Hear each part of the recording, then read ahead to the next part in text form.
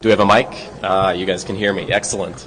Well, I'm going to go ahead and get started, if that's okay with everybody. I imagine we'll have a few people trickling in the meantime, but in the interest of time, I'll just dive into it. I imagine we'll have a few minutes left for questions at the end of the talk here, but then they also have, you guys probably all know already, question and answer room set up aside, so I'm going to hustle off when the time slot is over and go over there. I'm Jacob West. I run security research at Fortify Software. We're a software security company. We make tools for helping people build more secure software. And I'm really happy to be here today to talk to you guys a little bit about static analysis and fuzzing and what the right distribution of time from a software security practitioner standpoint one might make between the two technologies. So I'm going to start off with a little introduction about fuzzing. Some of this will be a review for a lot of you, I imagine, as well as some challenges that I see with fuzzing in terms of what you want to get out of it, how you're going to reach those goals. Then I'll talk a little bit about static analysis, some of the benefits and challenges with that, and how energy can best be put into static analysis to get the most out of it. And then I'll conclude with some experimental results running on a small program comparing the two technologies. So what is fuzzing? Really, it's anything that encompasses runtime testing of the application with random or semi-random input. So it was originally documented by Barton Miller around 1990 from University of Wisconsin. He's got a series of papers from that point on where they've taken fairly basic fuzzing tools and applied them to a variety of software ranging from Unix distributions to Windows applications and most recently, I think, OS X. So just to clarify what I'm talking about when I say fuzzing, because I think it can be a little bit vague these days. It's not necessarily a well-defined field. I'm talking about tools that are really much more on the random side of input rather than the known attack side of input. So I'm talking about tools like Spike, Peach, Protos, not necessarily black box testing tools like Sensic, Spy, Dynamics, and Watchfire. So a couple of thoughts from Barton Miller just to set the stage for what I'm going to say today. In many of the papers he's published on fuzzing since the first one, he's reiterated the point that he does not never intended fuzzing to be a replacement for more formal methods, so program verification or more formal testing mechanisms. Rather, it's a useful way to find low-hanging fruit. So put a little bit of effort in and get easy bugs back out. Unfortunately, these days we hear a lot of people making woulda, coulda, shoulda comments about fuzzing. So after you find a bug through whatever mechanism, either manual testing from somebody in the field that you didn't want to find it, static analysis, however else you go about it, it's often easy to come back and say, oh, well, we could have found that now that we know what the bug looks like. I think this is a dangerous approach because leads you into a false sense of confidence that you're going to be able to find bugs more and more easily just because you've found bugs in the past. This is referring to, I don't actually remember what program this is in, but it's in the secure coding list, and Ken Van Wyck came out saying, this buffer overflow would have been really difficult to find using fuzzing or manual testing because it involved a lot of program context and fuzzing a very specific type of data. Steve Christie came back and said, well, now that we know what the type of data was and what the bug that data tweaked was, it'd be very easy to generate a fuzzing test that would find that, which is a great idea, but don't let that lead you into believing that the next time there's such a bug, you'll find it too. If it's the same scenario, you will, but you need all that context in order to decide what the bug was that you're looking for. Same thing goes with the animated cursor bug in Microsoft earlier. Mike Howard came back and basically said, yeah, that was a test case that was missing from our fuzzing scripts. Now we can add it and we'll be able to find them in the future. But that doesn't mean that there isn't another very similar parallel bug that's not quite the same that they're going to miss. So at a high level, fuzzing works in a couple of steps. So it's about identifying what the sources of input you want to fuzz in the application are, permuting existing files or input or generating new input entirely randomly, and then trying to monitor the application to identify when an error has occurred. And that can be as simple as the program crashing, or an error message being displayed, or a change in behavior that's unanticipated. So when you find one of these with an oracle, you record the state that led to that error, and now you've got a reproducible test case to come back and document what the problem was and figure out what the real issue was so you can fix it. So fuzzing really is tied to specific types of input. So we've got file fuzzers, we've got network protocol fuzzers, we've got all kinds of things. On the file side, just to give a couple examples of these, you might fuzz JPEG files, TIFF files, PDFs, and so on. You collect a library of those valid files because you need to know what the structure is going to look like. You could set up a program that would generate them from scratch as well, but you really want some existing structure. And then you start modifying them in various ways. And we'll talk about kind of smart fuzzing and dumb fuzzing, but the simplest is you just start changing bytes around in the file and see how the program consumes it. More advanced techniques are going to look for specific areas of the file so that the file isn't instantly malformed in terms of the structure, but also maybe tweaks problems with individual fields within the file. Then you run the program, have it consume the file, see what happens, look for problems. Network protocols, it's very much the same way. You can either try to generate network traffic arbitrarily, or you can record some existing network traffic and then start tweaking fields within it. So I mentioned before dumb fuzzing and smart fuzzing. So dumb fuzzing really is the idea that you're going to start with some rough idea of, okay, I'm going to send a network packet or I'm going to create a file, but you don't worry about the structure of that file. You just start arbitrarily changing bits around. Some of those will be valid. Some of them will get, most of them, in fact, will get thrown out right away because the file just won't parse to begin with, or the network packet will just be rejected right away. This works pretty well for kind of basic test cases because handling those malformed files, you may have failures there as well. But you're not going to get to kind of deeper level bugs that involve specific fields being malformed and how the program handles that data. It can take a long time to enumerate all the test cases because you have a large file, you're changing one byte at a time. You can imagine there are now a lot of permutations of these. And very few of those are going to get past kind of the first level of validation. Smart fuzzing, the idea is you start altering content. So you're aware of the data structures that are involved in the network protocol, the file, whatever you're working with. And you start changing individual fields. So you might change a null terminated string to remove the null character. You might alter numeric values. You might flip signs. You might try largest integer, smallest integer. You can be a little more intelligent here with the kind of input the program expects in a given field and the kind you're going to give it. Not necessarily that you want to give it exactly what it expects, but enumerate the cases at least. This also can involve changing within the data structure, changing the structure. So adding additional headers, duplicating specific fields. So what happens if there are two of a field that the program only expects one of? Is it going to use the first one, the second one? Is it deterministic? So the real challenge that I see with fuzzing is related to assurance. And that's kind of an overloaded word in security, so I don't use it in any of the overloaded ways. But how do you tell how many of the input sources you tested? How do you tell how much of the program underneath those input sources you reached? How do you tell when an error occurs? So this is all about quality of the oracle. And then as you increase all of these things, you're going to have the side effect that the runtime of your test is actually going to increase as well. Because in order to exercise more of the code, more of the input sources, you're running the program more times or subjecting it to more input. So the Microsoft SDL has a pretty concrete policy about this. It says you need to run it 100,000 times per file format per parser. When you find a bug, you have to start at 0, start with a new seed, and run up to another 100,000. Why is that? I'm sure they have empirical evidence that says they find a lot of bugs that way, which is great, but what does that really mean in terms of the quality of your testing? So these are some of the points we're going to try to talk about today. So next I want to talk about some challenges tied to those questions I had on the last slide. So how do you identify the input sources in your program? Sometimes this is really easy. So a standard web application, and Ajax and JavaScript and dynamic stuff on the client is starting to change this a little bit, but think of a traditional web application. You've got HTTP requests and responses going back and forth. You can record those. They've got a very concrete structure. You can start fuzzing fields in them. This is pretty straightforward and fairly generalizable. So I'm starting with the assumption that most of us are not in the business of creating our own fuzzing tools for every application we want to work on. That could be a lot of work. So it's desirable to have some generalization between programs, between protocols, and so on.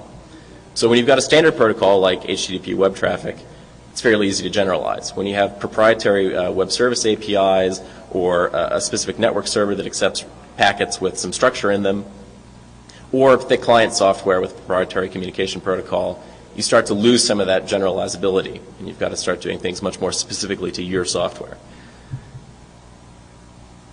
It's very difficult to, when you're dealing with new protocols, determine what would constitute valid input versus invalid input. So you see a couple of examples.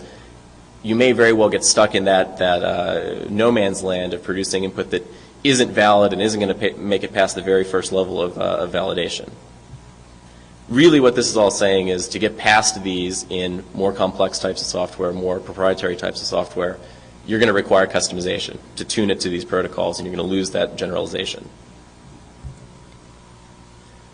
So tied to this is once you've exercised that attack surface, those inputs, how do you tell how much of the program you've exercised, or how do you increase the amount of the program that you've exercised? This is kind of a simple example with a couple of string manipulation calls in C. You do a stir compare on input 1, and then you do a copy operation on input 2. And we're going to assume both of those are coming from the outside.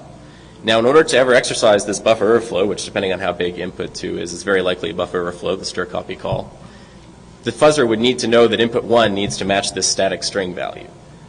Now, obviously, you could tune a tool to provide that input, but now you're in the business of manually determining what all the bugs in your program might be. So the tool finding that randomly can be quite hard, and you end up with permutations of input to reach all the given states. So you need, in this case, static string to have a particular value, input 1 to match static string, and a large value in input 2. So now you're dependent on what the values you're providing for both of these inputs is.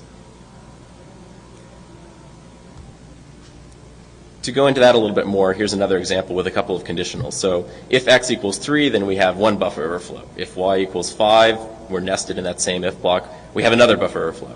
And finally, if z equals 7 and those previous conditions are matched, then we have another buffer overflow. Now, what's the likelihood that a fuzzing tool is going to find each one of these? So the likelihood that if it's fuzzing each of these values independently, it's going to get x equals 3 is 1 over 2 to the 32nd, all the values in an integer, let's say. Now, for each of those subsequent permutations, you have to get every combination between each of the values in the conditional, right? Because now you need x equal 3 and y equal 5 to get the second buffer overflow. So you can see the runtime and the number of inputs you have to provide to the program really can explode here. In fact, it, in the worst case, explodes exponentially. And that is painful for you as the person running or developing the fuzzing tool because you have to come up with all those inputs and maybe you try to do some optimizations to narrow the field a little bit. But most of all, it's painful from a runtime perspective. So how long is it going to take you to run these tests if you really want to get very solid code coverage? Just to give you an example, we were looking at a conditional depth of 3 in that made-up example with the getUs calls before. I picked a couple of bugs that I've been thinking about lately. So there are a couple of, there's a buffer overflow and a format string bug from WFTPD that have been around forever. Those are nested below 3 and 4 conditionals each. And one in offbiz from Apache, the cross-site scripting bug that's got 4 conditionals in front of it. So the idea of 2, 3, 4, 5 levels of conditionals in front of a bug, not unlikely. So the second piece of this, those were really, if you've got a solid understanding of the conditional, then it's fairly easy to reach those. And through purely random input, you could reach all of them given a sufficient amount of time. A second class of hard-to-reach states has to do with program semantics and program context. So imagine an airline booking system that accepts reservations for flights, and there's a bug on a page that's only displayed when a flight is full. So the fuzzing tool now needs to know that it needs to reserve 297 seats, which will all behave in no interesting way, one after another exactly the same, and then the 298th time it's going to behave entirely differently. So these are cases where, again, you're customizing the tool if you want to reach that with a fuzzing tool to handle the program logic, and you're really losing that ability to generalize across multiple programs because you're tuning it to your very, very specific environment. So that can be fairly costly, and the benefits are hard to judge because they're going to find very specific bugs that you almost had to understand, for example, in this case, before you did the customization to reach them. The final challenge I want to talk about is identifying errors. So this has to do with the oracle that the fuzzing tool uses to tell when some input that it's provided has actually identified an error, produced an error in the application. So this is great for traditional system programs where any kind of bad input and it's going to crash or return with a bad error code. Great, you can tell when that happens. Modern applications, for the most part, are being architected to hide errors in a lot of ways, or at least not reveal a lot of details about what the error was. So web applications often will take you to a single kind of discrete error page that doesn't give you any details about what happened because they don't want you to know about what's going on behind the scenes. So when you're using fuzzing, you're basically dropping yourself back to more or less the level of an attacker because you're coming at it from a black box perspective. You may have put some knowledge into the tool, but when the tool is actually running, it doesn't have any visibility beyond whatever the interface that it's communicating with. So how do you tell when an error has occurred? You need better oracles. You can gain some ground here by looking inside the code, so instrumenting it with checkpoints to see when the fuzzing tool is exercising in this way, here's the behavior, here's what signifies an error in a given case. But again, you're talking about putting a lot more energy beyond that kind of simple run it to find low-hanging fruit bugs that Barton Miller described when he came up with this technique. So really what I'm saying with some of those examples and in general today is that fuzzing, bugs that you might find with fuzzing really fall across a spectrum. So at the very easy end are things in web applications like a shallow cross-scripting bug. So the shallowest case being it never even leaves the client, or a little worse, it goes up to the server and comes straight back. That's pretty easy to identify. Fuzzing is a great way to go about doing this. And just to clarify for everyone, I'm in no way advocating, when I say stop fuzzing, I don't mean never start fuzzing. I just know how much energy it's worth putting into the process and what you're going to get back out of it and where that sweet spot in terms of ROI for your time is. At the hard end, you have these things where you need to run millions or billions of inputs in order to reach the bug, or you need to put so much understanding of the application's logic into the fuzzing tool that you've put more effort than it's really worth getting back out to find, because you need to really customize it to not even an application, but the case of a specific bug almost.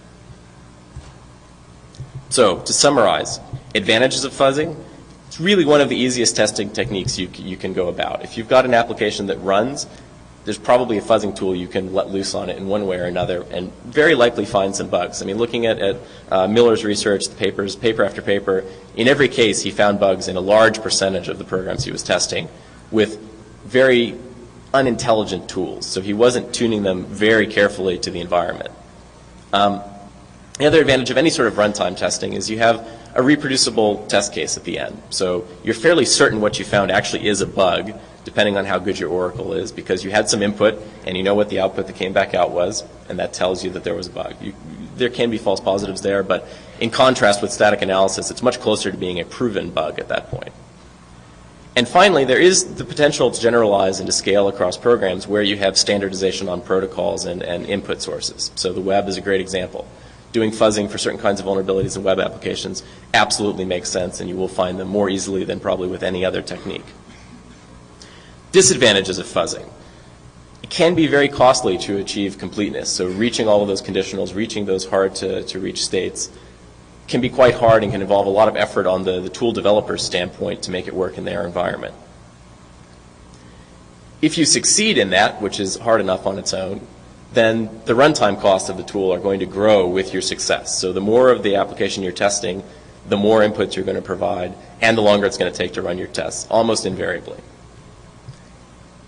And finally, you may have a great test and a bad oracle. So an example of this is we were running a fuzz test on an application in our office looking for path manipulation bugs. So you provide some nasty input and it ends up in a file system call. We ran this test, and the fuzzing tool we were using came back and said, nope, didn't find anything. The web application was still running just fine. Everything appeared to have no problems whatsoever. Till we rebooted the machine, because it had overwritten one of the critical operating system files. One of the attacks had succeeded. It wasn't evidenced back through the web interface, but our machine was hosed, and we had to recover it. So having a good oracle really matters here, right? Think if that file wasn't a critical system file, we never would have known about the vulnerability. It would have overwritten something sitting in temp somewhere, who knows, and the tool never would have told us that there was a problem, even though it had in fact succeeded in attacking the application just as it intended to. So I want to switch over to talking about static analysis a little bit. And prehistoric may be a stretch. We haven't got quite that many years between these tools and where we are today. But depending on where your familiarity with static analysis comes in, you may have heard about tools like RATS, ITS4, Flaw Finder, some of the early open source solutions in the space. And these really are dinosaurs compared to what we're dealing with today. They were useful in a lot of ways. So for a security professional, these tools were great. They gave them the ability to really focus their manual audit techniques or process, and they gave them a repository of information about security. So they gave them a list of functions that you shouldn't use, and they can go through and verify whether there were bugs there or not. The downside is they're not bug finders. So the output of these tools was close to a glorified grep. It gave you a list of things that you should go inspect, not a list of bugs to file to your QA department. You really need to have security expertise to use them. And the difference between those and tools today is that we're trying to make tools that are a little more useful for developers, people who are not security professionals, but security professionals too. So the biggest piece of that change from the prehistoric tools to where we are today is about prioritization. So a tool today should still warn you about every call to stir copy in your code, because you just shouldn't be calling stir copy. But it should also be able to give you some prioritization between those two and tell you which ones are important. Because if you've got 10,000 calls to stir copy in your code, you need the ability to prioritize which ones you should look at. Unfortunately, this misconception about the prehistoric tools lives on to today. I was really excited about the new fuzzing book, and I still am in a lot of ways. But on page 4, they've got these examples where they're trying to refute the applicability of static analysis in finding security bugs. And they give two main methods, functions, each with a car buffer, each with a stir copy. The only difference is what you're copying into that stack buffer. In one case, you're copying a short static string that will fit just fine. In the other case, you're copying a command line argument. So this could be exploitable depending on the environment the program is running in, right? Rats, it's for no difference, right? They're going to say, there's a call to stir copy on line X, you should really look at it. Modern tools are going to tell you, one case, there's a stir copy, low priority. The other case, here's a command line argument being accepted into main and eventually being used in a stir copy. This is accessible from outside the program, potentially exploitable. This is near the top of your list then. So why is static analysis good for security? It's fast compared to manual review and testing. It's complete and consistent in its coverage, so you get to consider all the possible states, all the possible inputs, basically for free. It makes the security review process easier for non-experts. So some of that knowledge about what are interesting, even from the early tools, RATS and its 4, what functions are interesting, what we need to look for, can be encompassed in the tool and provided to the user who might not be a security expert. And they're useful on all kinds of code. So although the rule sets, we'll talk more about rules later, may be tuned a little bit to certain environments, the technique and the tool, the engine, are typically applicable across entire languages and multiple languages, in fact. So you don't get this kind of specialization that you need to have with fuzzing tools to a particular environment, a particular protocol. Not a silver bullet, though. So despite how much I would love for static analysis to be the solution to everyone's problems, absolutely not. It's harder to get started with static analysis than it is with fuzzing. So again, if you have an application that runs, you can take a fuzzing tool, point it at the program, let her rip, and probably find some bugs in a lot of cases. Static analysis is more involved. You need to have access to the source code. You need to, in a lot of cases, be able to build the source code, understand how to build the source code, understand what the source code is doing. These are not skills that everyone who wants to find bugs in software has necessarily. And they do require a good bit more investment before you start getting bugs back out the other end. On the technical side, static analysis tools have some limitations too. They don't understand the program's architecture.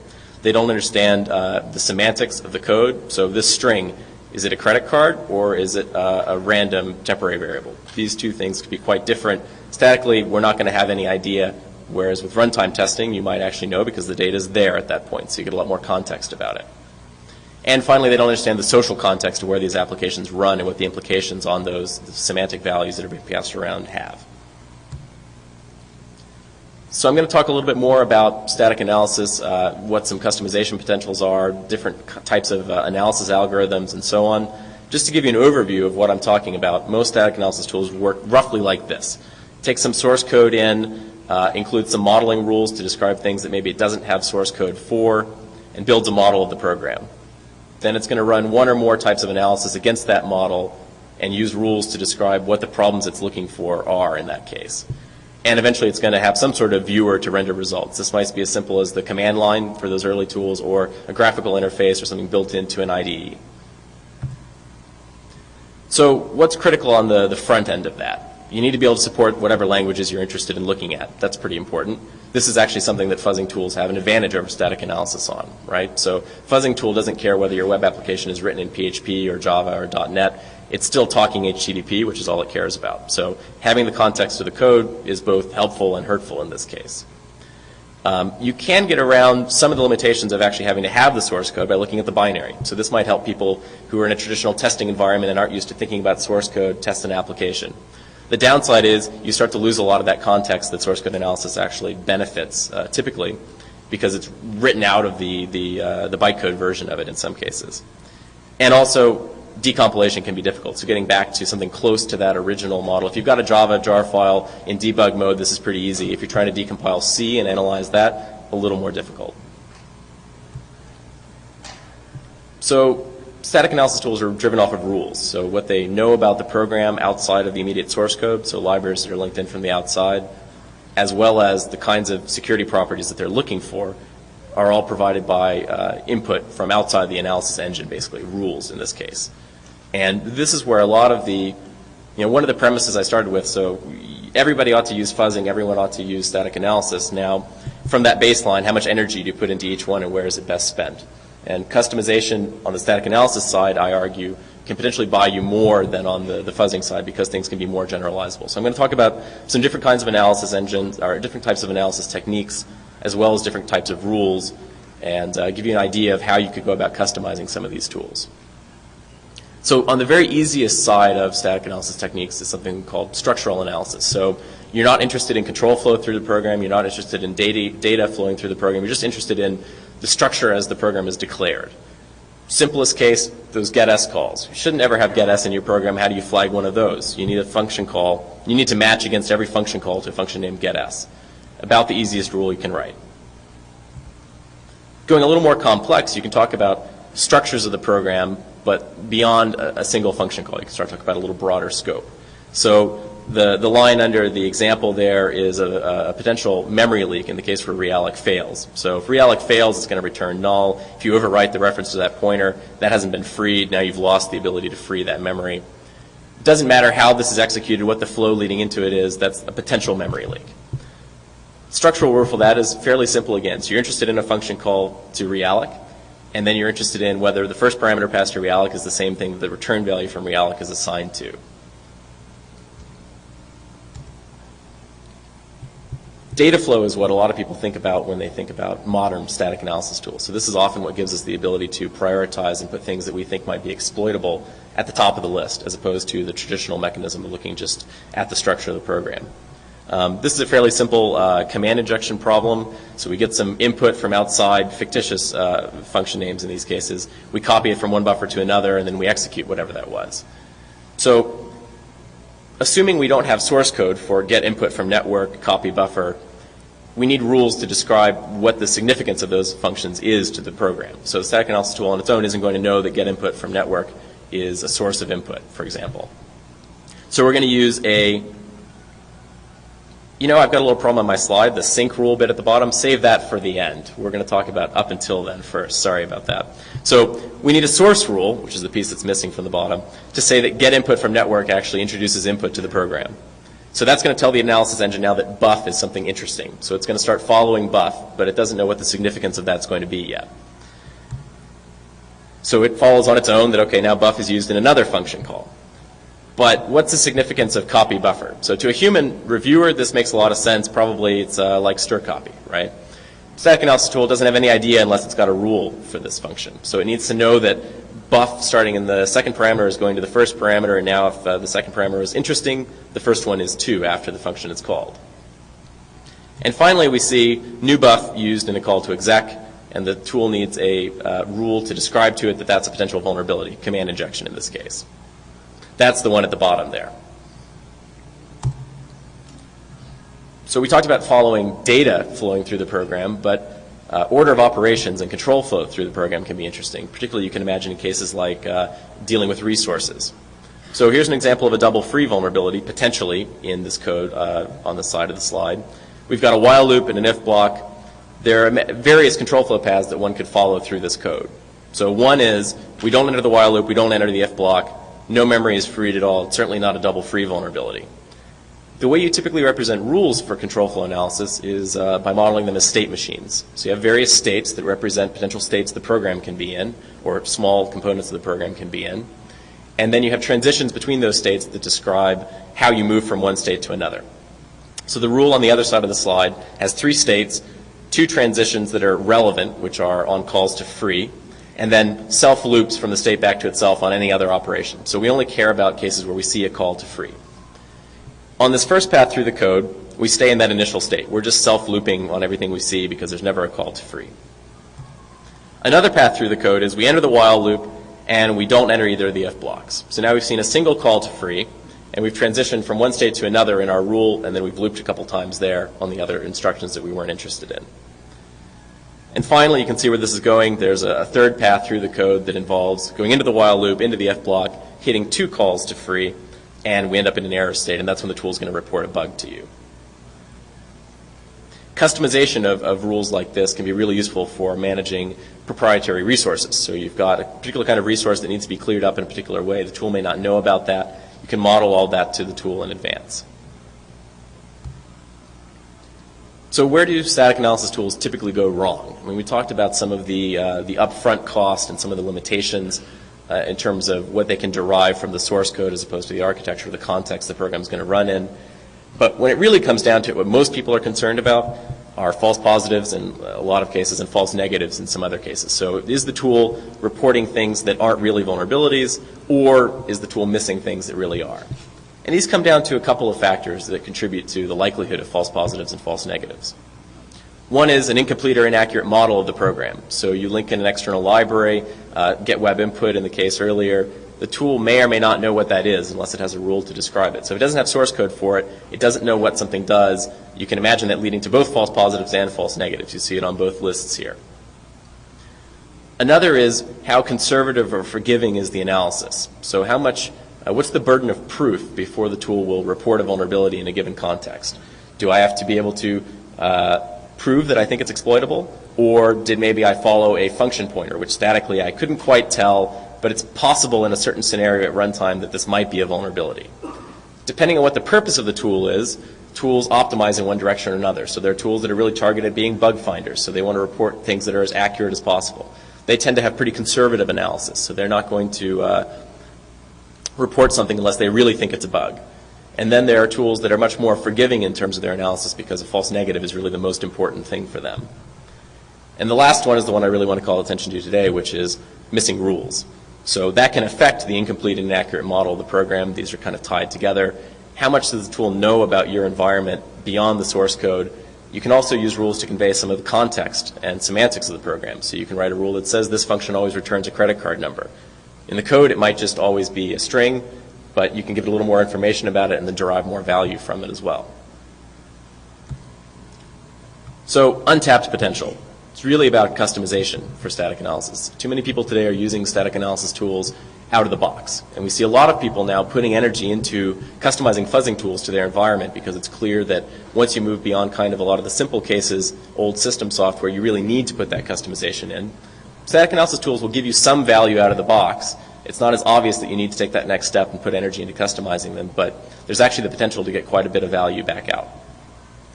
So you can use customization to, as I said before, model the behavior of third-party libraries that you're using or internal libraries that you precompile and then link in. You can also use it to describe semantics.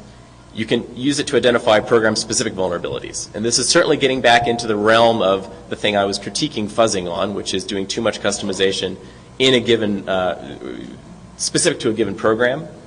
But the effort involved in one individual rule, a handful of individual rules, may very well be worthwhile in terms of the classes of bugs you can find, because if they're very applicable to a large code base that you work on, this could be worthwhile still. So I talked before about the implications of performance on runtime testing, which is the more complete your tests are, the longer your runtime is going to be. Static analysis doesn't necessarily have the same problem. So if you add a couple of those custom rules I talked about earlier, the runtime is basically going to be the same because it's primarily bounded by what the scope of the analysis is. So how much of the program is the analysis engine considering at any given time? And you've got early tools like RATs that basically consider a line of code at a time, and then you go all the way up through tools that consider modules, entire programs, or across process boundaries even. So you can make the right choice in your environment as to which of these is right, but no matter how much customization energy you put into it, you're not going to change that significantly. So the more energy you put into customizing the tool, your runtime is going to stay roughly static. So you don't get dinged for the effort you're putting into it. So to talk a little bit about the experiment we conducted. Scale was obviously a problem here. We couldn't test 5 zillion input cases like the example I gave earlier. We needed something that was fairly scalable. So we chose a quick SMTPD. I can never say that, particularly in public, which is a couple-year-old male daemon. It's got some known vulnerabilities in it, not particularly large, written in C.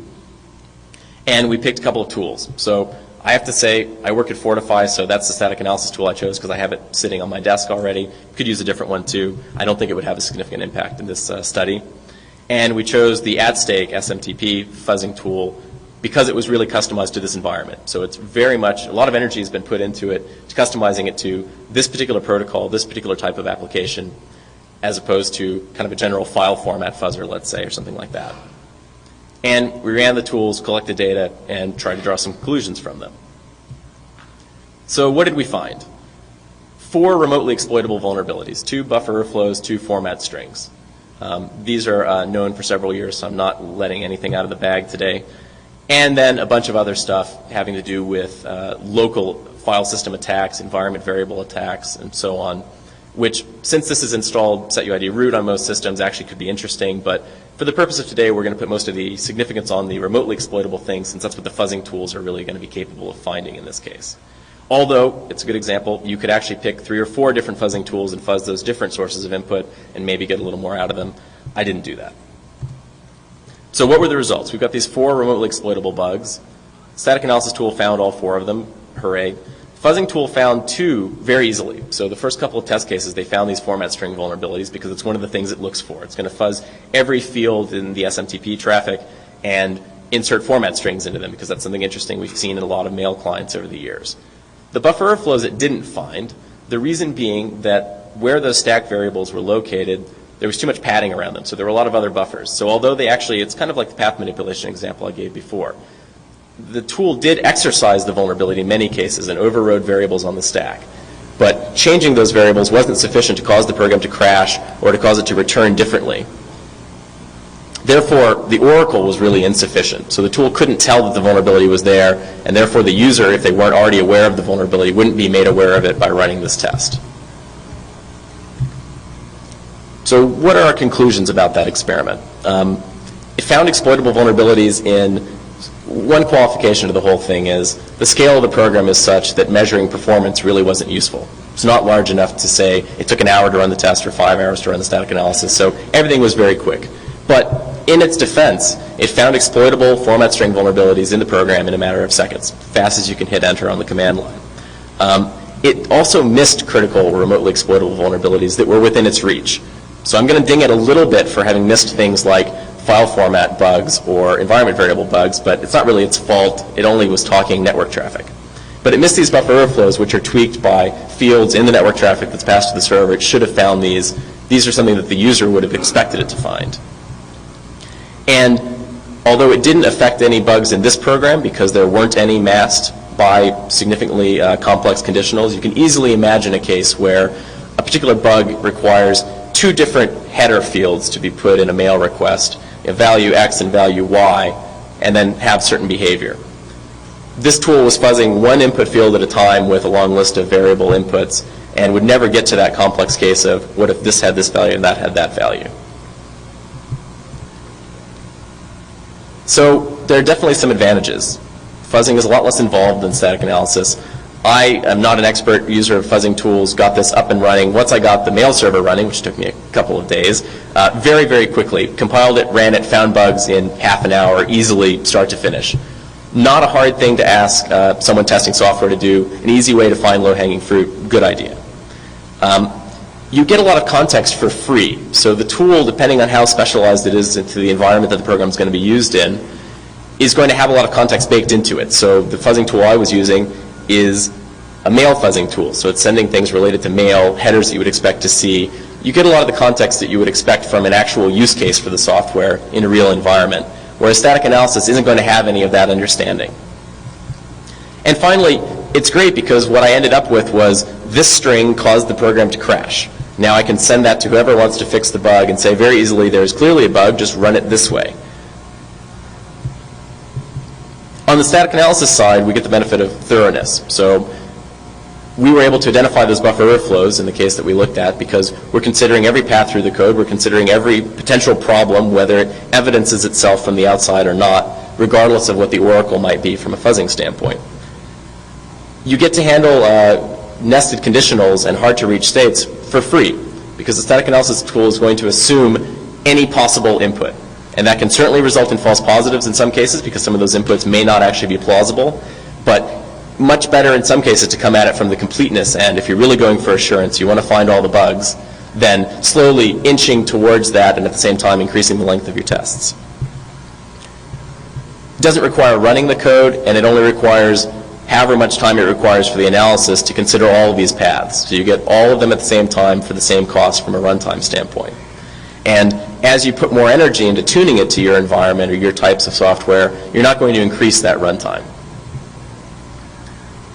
Finally, it doesn't depend on an oracle. So the example I gave with the buffer overflow before is it's going to look for what it thinks are problems at the source code level regardless of how they're actually going to be evidenced from the outside. So it's not dependent on what interfaces it has access to. Is it coming at it from the web or from the file system? Did it overwrite one of my system files and so on?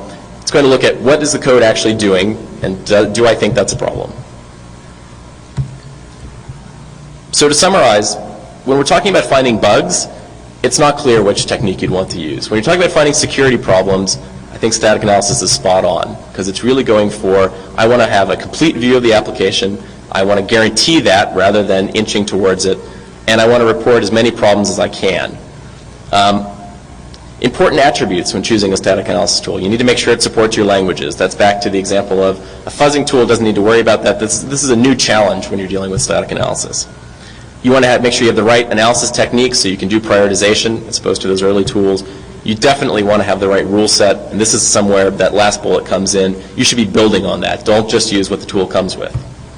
Performance is important, so if it takes 2 weeks to begin with, and it always takes 2 weeks and never takes any longer, that's probably not acceptable. You need to find one that will work for your process in terms of running reviews. And something we didn't get to talk about today, but that's really critical is results management. So the tool might report 100 issues. It might prioritize those some coming out of the engine. How is it going to present those to the user? How is it going to let the user review those issues and give them as much information to understand what the code is doing as possible? This is really critical in terms of you guys actually looking at the code and figuring out what bugs are.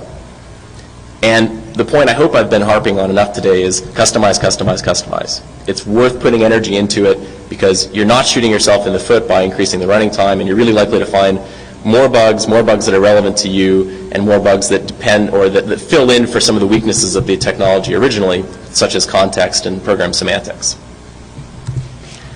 I'll put a PDF of this up. There are slides with your CD, but I've changed them around a little bit, so if you want to get the new things, here they are. If you don't care so much about the small changes, not a big deal. Feel free to send me an email if you want to disagree with anything I said today, talk about any of this stuff. I'm really eager. I enjoy talking to interesting people. So if you're not interesting, maybe don't talk to me. And I have to give a pitch for, I was really excited, this gentleman in the front row has a copy of my book. It's one of the only ones I've seen here because unfortunately it's a white hat book. So it's about how to write secure software, not how to break into software. So Black Hat and DefCon, not the prime audiences, but hopefully some of you will find some interest in it or at least want to know what the guys on the other side of the fence are doing. Thanks very much. I appreciate your time today.